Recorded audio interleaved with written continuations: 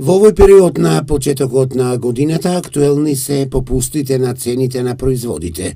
Бутиците и продавниците некаде нудат намалување и до 50%. Да, граѓаните ги користат можностите за купување на 50%, моментално имаме попусти и да, ги користат.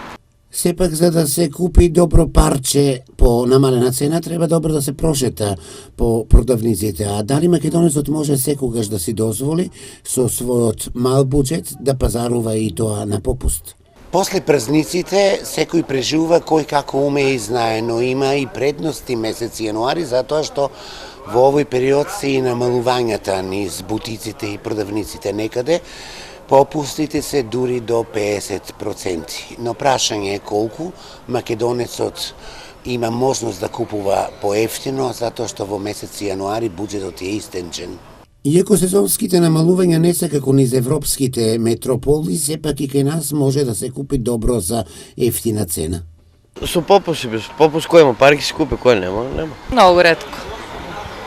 Тоа што нашите плати не дозволуваат ние и попусти да користиме. Не сум сигурен, не знам дали е попус или е реална цена.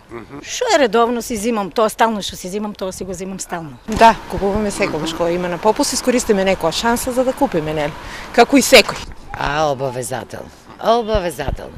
Значи попустите ни прилегат на сите. На джепарац ова, она нечи, некоја пара заштедеш и кој има попус купиш.